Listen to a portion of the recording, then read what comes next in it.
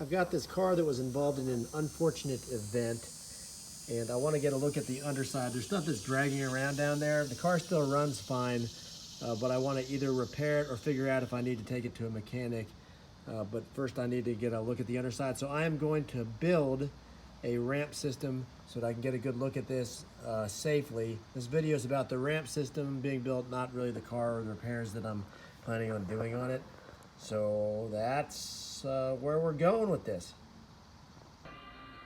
This photo shows a sort of intermediate phase where I was putting everything together,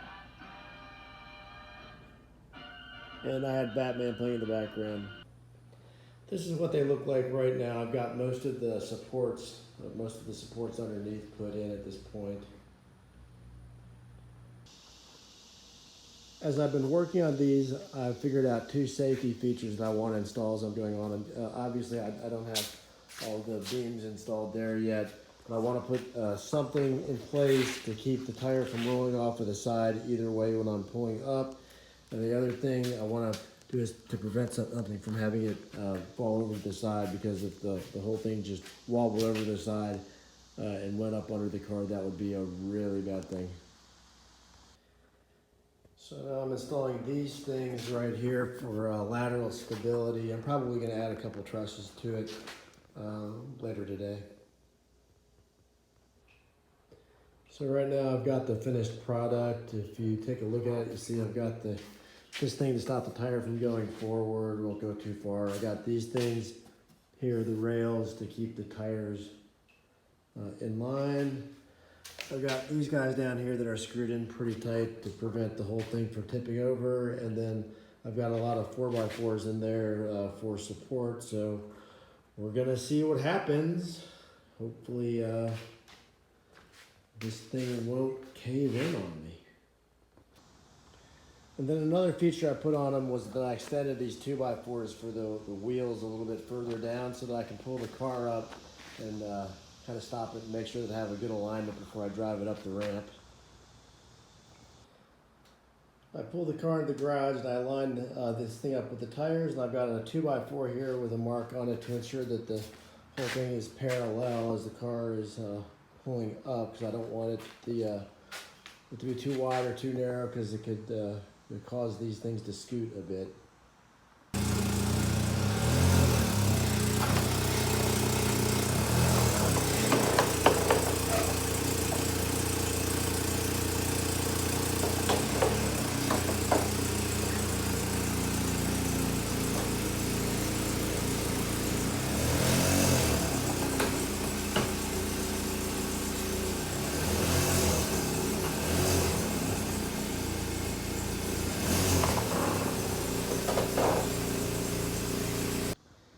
And as you can see, it worked out pretty well. Now I've got really good access to this stuff that's hanging down and should be able to make some repairs on it.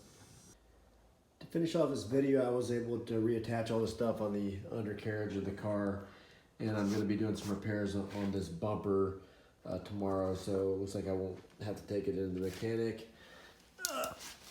This right here was my parts list, the stuff that I bought. I spent about $180 on everything. I figure it's worth it, because I'm going to be taking this apart and using the wood for another building project that I have going on later on, but it's not really practical for me to leave this in the garage forever.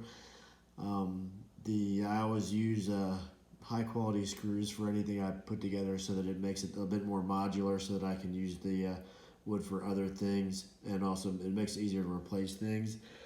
This right here is the rough dimensions of the structure that I built.